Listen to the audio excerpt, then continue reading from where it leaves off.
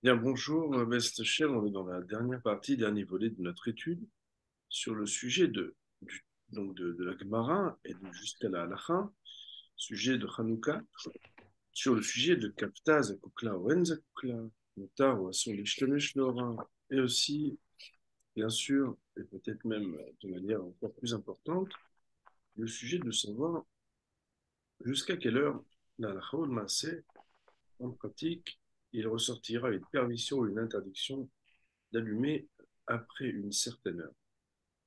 Alors, nous avions vu la Gemara, nous avions regardé Tosfot, nous avions vu le Rambam et le Rif.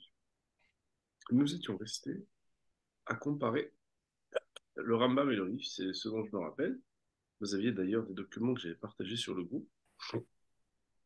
Et là-bas, en fait, on avait un petit peu interrogé les subtilités de différence de langage empruntées par le Rambam et le Rif. Donc, je vous rappelle mon rêve en bataille, donc je reprends avec vous même le document que vous avez partagé.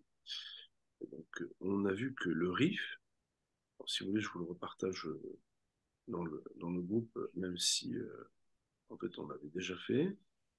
Donc, ce que je vous envoie maintenant, c'est le RIF, à Benoît El Fassi.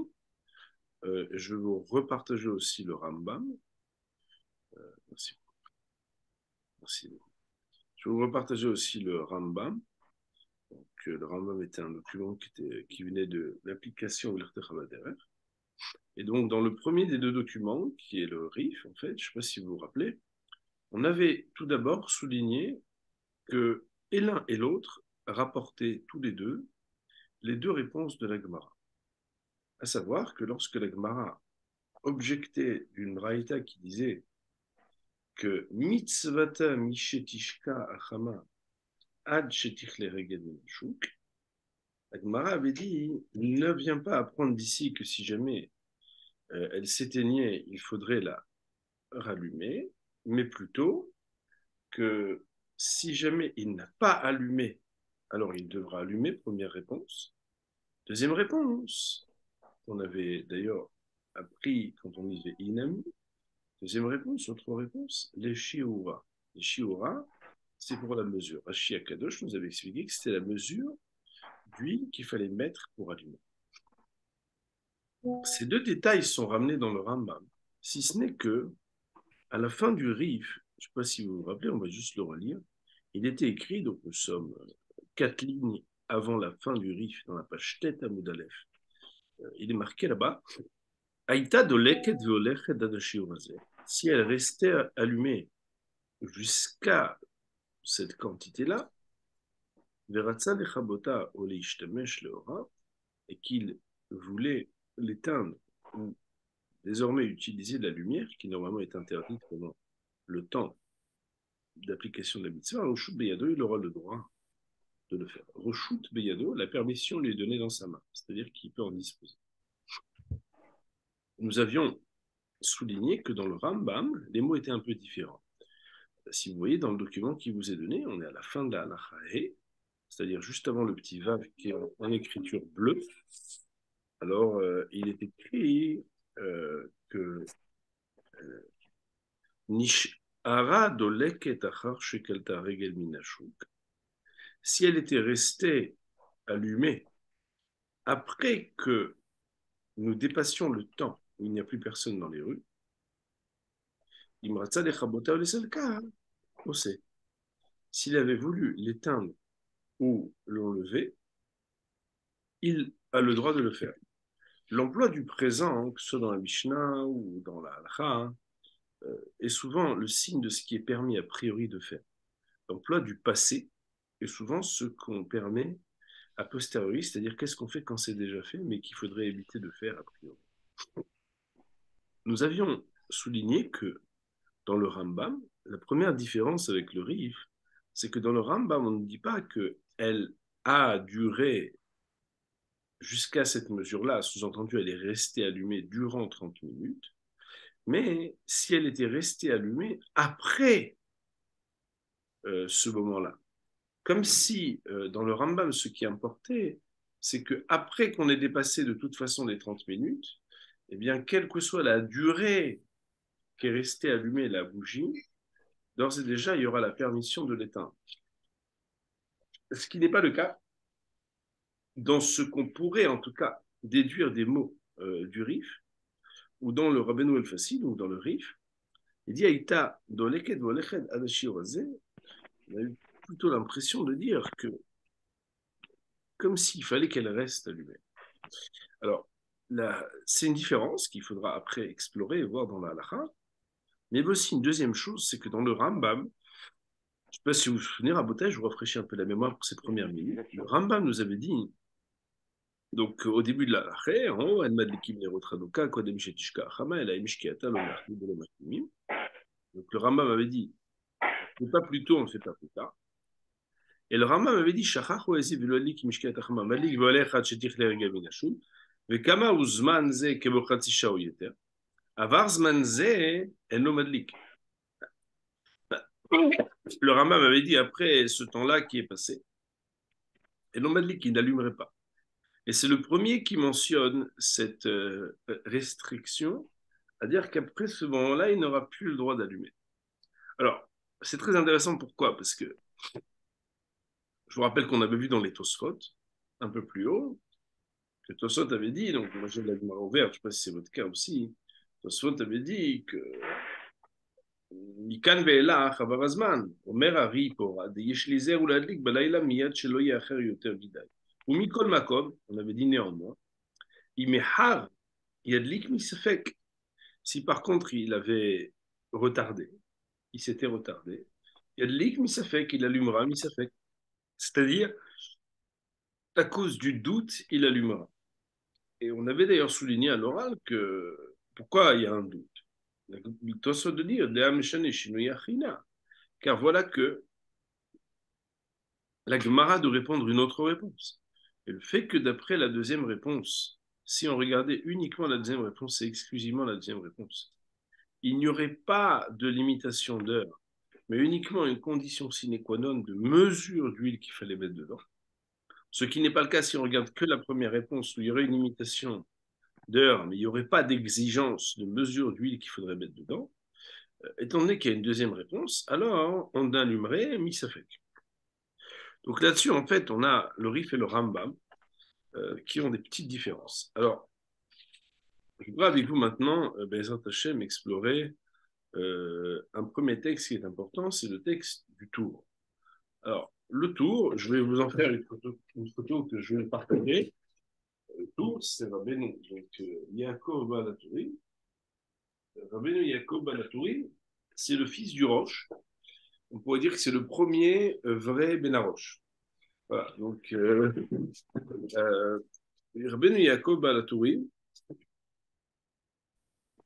c'est lui qui a donc répertorié en 4 catégories. Le premier, donc, est à la halachot. Je crois qu'on en avait parlé un petit peu la dernière fois. Et là, en fait, quand on regarde, donc je vais vous prendre une petite photo pour partager avec vous ce document. Quand on regarde un petit peu voilà,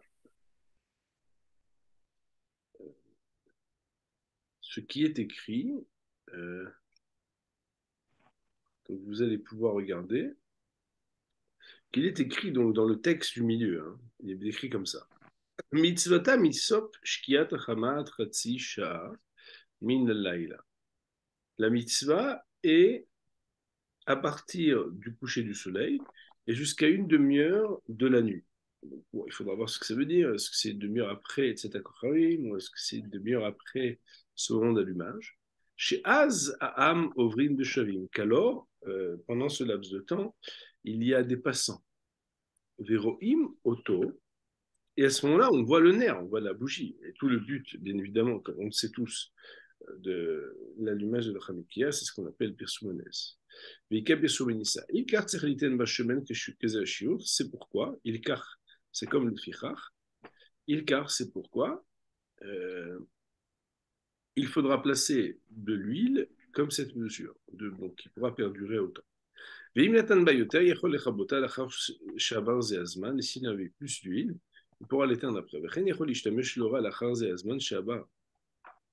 Point.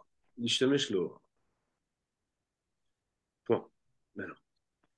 On peut dire qu'il y a une nouvelle phrase qui commence et elle est très importante. Il faudra bien se concentrer. L'achar ze azman she'avar ikar mitzvata. Pardon. Et ainsi aussi, il aura le droit, après ce moment-là, d'utiliser la bougie pour des fins personnelles, car l'essentiel de sa mitzvah est passé. Ou mikol makom, néanmoins, daïd zmana kol halayla. Donc le tour est très clair. Néanmoins, encore, c'est son temps toute la nuit. Autrement dit, il y a une différence entre les katrila et bediévet. Les katrila, ça veut dire, a priori, c'est quand on appelle le rabbin, avant de faire des bêtises, pour savoir comment il faudrait faire au top. Et bediévet, c'est quand on appelle le rabbin et qu'on a déjà fait des choses qu'on n'aurait pas dû faire et savoir comment rattraper.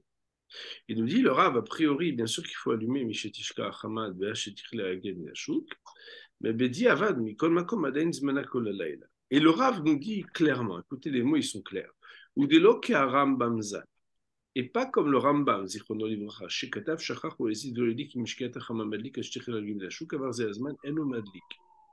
Là, il fait une citation où le Rambam dit qu'a priori, voilà comment il faut allumer, et a posteriori, no way, on ne peut rien faire, c'est plus le temps de l'allumage.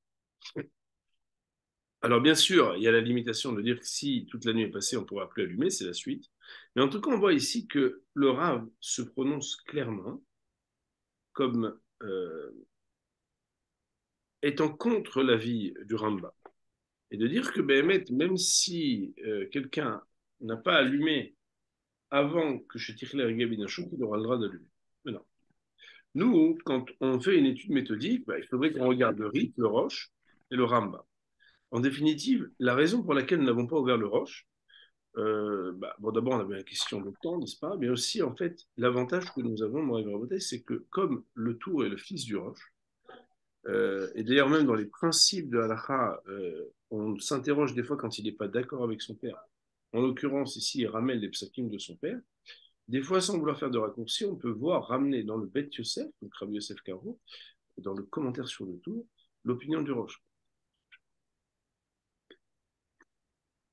Maintenant, ce qui est très intéressant, c'est que si on regarde dans les mots du Tosfot, nous avions vu que si ce temps était passé et qu'il n'avait pas allumé, je reprends les mots du Tosfot, je sais qu'aujourd'hui on jongle un peu, mais ce ne sont pas de jonglerie, c'est pour pouvoir mieux cerner le problème. Il y avait marqué Mikol Makom Yimecha Yadlik Misafek. Vous vous rappelez de ça? Yadlik Misafek.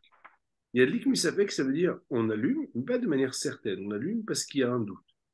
Alors que dans le tour, en réalité, quand il y a marqué euh, que si jamais il a oublié, il y a marqué Madlik.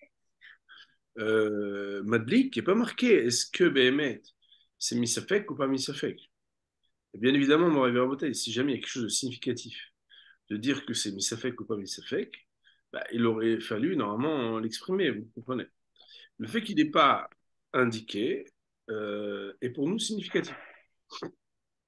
D'ailleurs, je ne sais pas si vous vous souvenez, on avait dit à l'oral, peut-être qu'on se trompe, mais on verra bien la halakha massé comment il en sera, que quand on avait étudié les Tosfot pour dire que celui qui allume Misafek, parce que voilà qu'il y a deux réponses et que si on prenait chacune séparément, eh bien on aurait pu comprendre des choses différentes, mais quelque part c'est comme si on ne sait pas vraiment comme laquelle des deux réponses on va trancher et trancher intégralement ou de manière cumulée. On avait dit que quand c'est Misafek, on allumera sans bracha. Parce que ça fait que dans une mitzvah, tu la refais. Mais ça fait que dans une belacha, ça fait que belachot laquelle on ne fait pas la bracha. En tout cas, il en ressort, mon Rabbi Rabotai, que si on fait une étude bien méthodique, on comprend que dans le Rambam, après que le temps de Mishetishka, Achama Hatchetichle Regel Minashuk est passé, on n'allumera pas du tout. D'après les Tosfot, on allumera Misafek. Et d'après le Tour, puisqu'il ne met pas en exergue que c'est Misafek, a priori, ça voudrait dire que on allumerait de manière certaine. Je vous rappelle, mon Rabbi Rabotai, qu'à l'époque, nous avions quand même étudié aussi une autre opinion, qui était l'opinion du Rama. Le Rama avait cité que, pardon, l'opinion, excusez-moi, du Tosfot, dans la suite. Il y avait Riporat et il y avait Ri. Et dans Tosfot, dans la suite, je ne sais pas si vous vous rappelez, il était marqué que de nos jours que nous allumons à l'intérieur et qu'il n'y ait pas de toute façon de référentiel par rapport aux gens qui sont à l'extérieur de la maison, il n'y a pas à être trop pointilleux et on pourrait même allumer plus tard. Cette considération, pour l'instant, n'a pas été rapportée dans les poskim. Quand tout à l'heure, par un lapsus, j'ai parlé du Rama, c'est parce qu'en fait, on va voir dans le Shulchan Aruch que le Rama, Moshe Isser l'esprit, va faire allusion à cette opinion. Il me semble qu'à présent, nous avons toutes les références des Rishonim pour pouvoir aborder la question des Achronim. Les Rishonim sont les sages du Moyen-Âge, jusqu'à Rabbi Yosef Karo, qui était l'auteur du Shulchan Aruch. Et les Achronim, c'est justement le Shulchan Aruch et les poskim pour savoir qu'est-ce qu'il en est en pratique, pour savoir qu'est-ce qu'on doit faire là, la Maaseh. Donc, si on regarde les mots du Shulchan Aruch à l'article Tavrei Shayin Bet, c'est la même numérologie que le tour. Nous avons les paroles du Mechaber. Le Mechaber, en fait, il se découpe en deux séifs. D'ailleurs, c'est marqué Tavrei Shayin Bet, Zman Lekatner Chanukah ou Bosh Seif. Je vous rappelle que, sans faire de publicité pour mon site, il y a toutes les lois de Chanukah depuis le début jusqu'à la fin, avec tout le Mishnah Moura qui ont été traduites et donc proposées dans une étude dirigée. D'ailleurs, vous pouvez donc accéder bien sûr gratuitement sur le site Tutorat. Il est marqué la Bayama d'Ekimine Chanukah Kodem Shishka Chama, et là, Im Shisof Shkiata. On n'a pas à allumer les néons de Chanukah avant que le soleil ne se couche, et seulement avec la fin de la Shkia. La fin de la Shkia, Mishnah Moura expliquera qu'il y a deux parties dans le coucher du soleil. Il y a le début du coucher du soleil et la fin du coucher du soleil. Vous savez qu'il y a des fois des gens qui mettent du temps à se réveiller, et d'abord ils se réveillent, puis après ils se lèvent. Dans la halakha, le soleil, avant de se coucher totalement, il se met un peu en pyjama. L'omachim lo magdi, on ne va pas ni plus tôt, ni plus tard. Enfin, ni plus tard, ni plus tôt. Et nous dit le Shulchan Aruch, Yesh Miché Omer, et il y en a qui disent, chez Im Taroud, s'il est préoccupé, autrement dit de manière un peu exceptionnelle, que ça c'est difficile pour lui, il aura le droit de l'allumer depuis Mincha. Ou Bilvad, c'était la condition que vous l'avez très bien traduit entre vous, chez Iten Bashemen Adshtichler Yeminashuk, qui placera de l'huile suffisante pour durer jusqu'à ce que donc on va dire c'est une demi-heure. Ça c'est le Seif Aleph. Bienvenue à Rouben. Seif Bet. Shachach ou hésite, si le bonhomme il n'a pas fait exprès, il a oublié, ou bien s'il a été négligent et qu'il a oublié. Hésite, c'est une hésite qui veut dire volontaire. C'est-à-dire qu'il était responsable en fait de ne pas avoir allumé à l'heure. Vélo, il dit qu'il n'a pas allumé avec le coucher du soleil. Il m'a dit qu'il a le droit de continuer d'allumer jusqu'à qui est comme une demi-heure. Chez Azam, car alors, pendant cette demi-heure, le peuple va et revient. Autrement dit, il y a des passants. Et alors, il y a une publication du miracle. Car c'est pourquoi, il faudra mettre de l'huile de cette mesure-là. Alors, il dit là,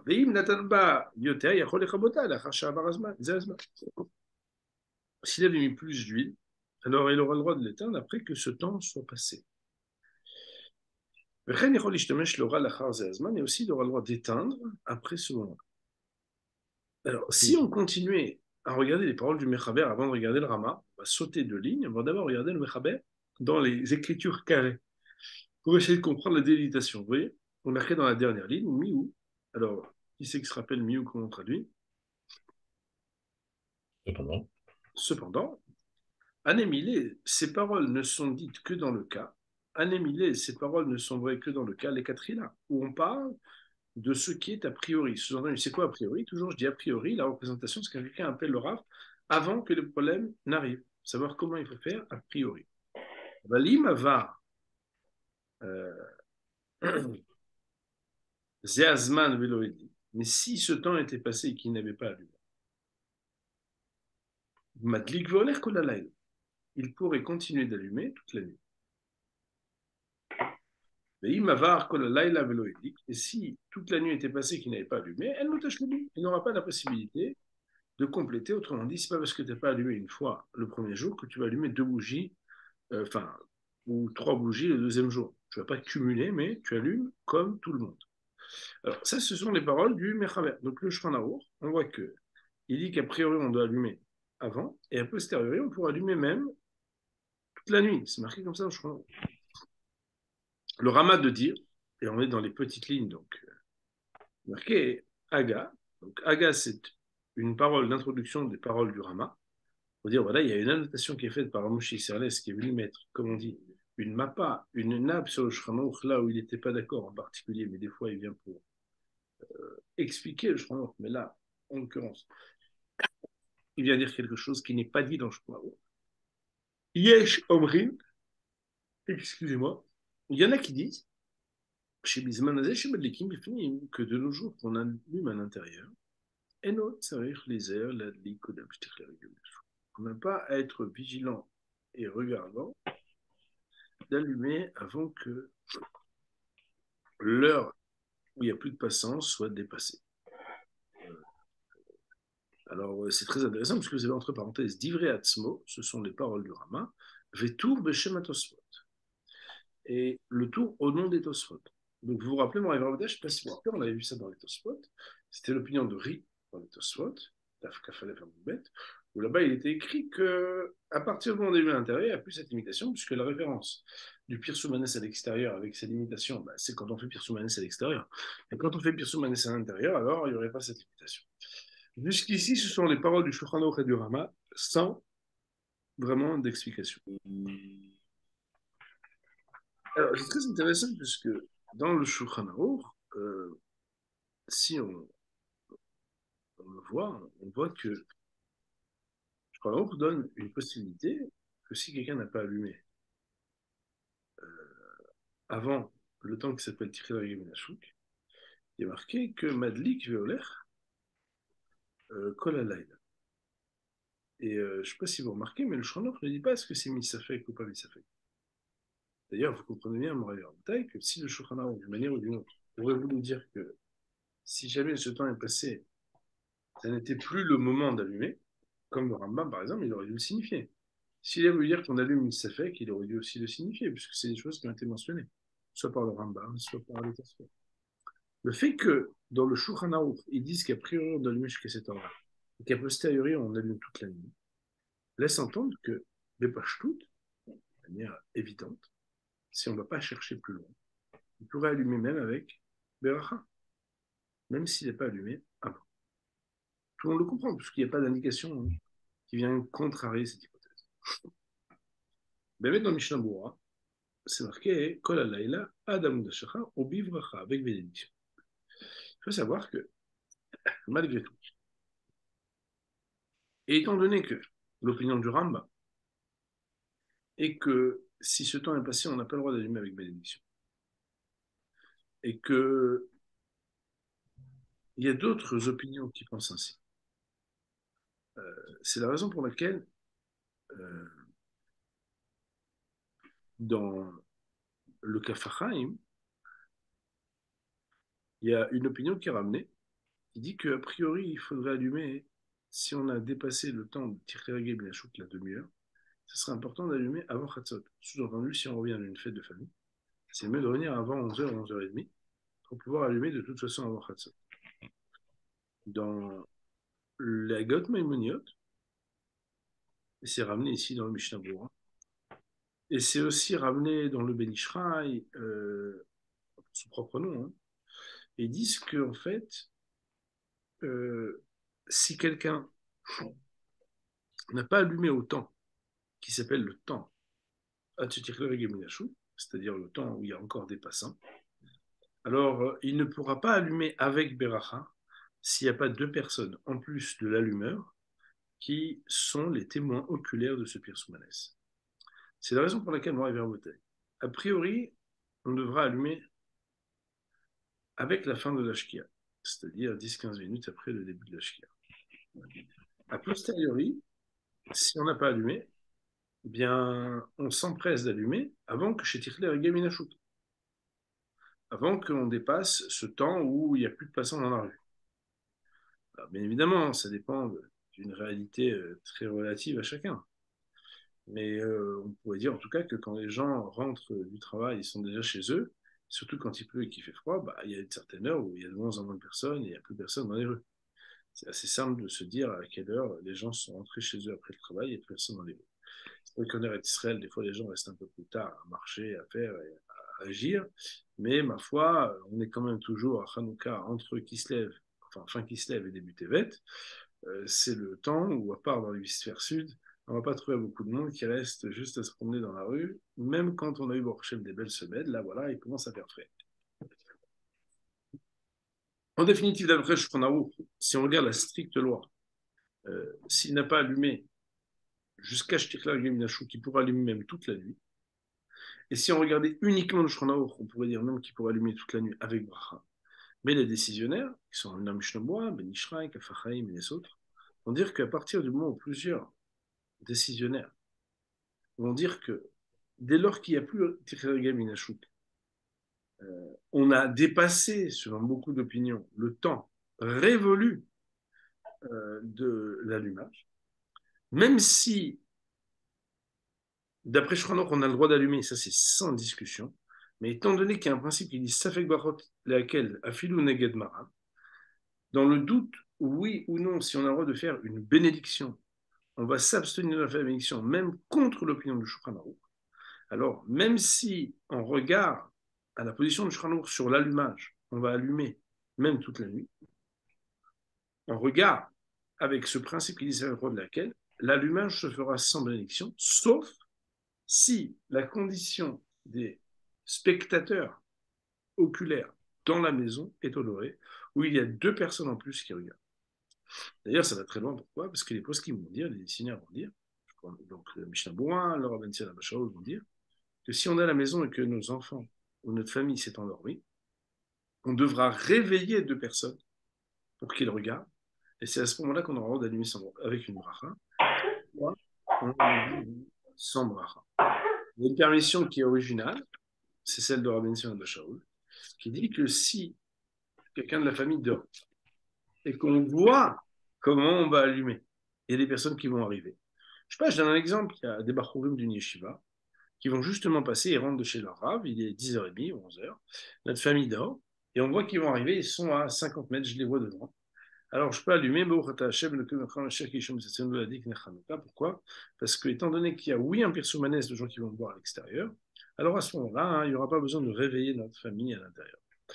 Voilà. Bah, écoutez, je suis très heureux d'avoir pu mener à bien, enfin en tout cas relativement bien, cette étude jusqu'à la Lachaol Massé, mais si bien sûr on n'a pas vu tout dans les mots, mais au moins on a pu terminer en ce jour de Zot Hanouka, qui est un jour très propice, comme vous savez, à beaucoup de brachot, notre étude méthodique de Gemara Altra sur ce sujet-là, et on va dire pour aujourd'hui, Baruch Nei Leolam, Amen.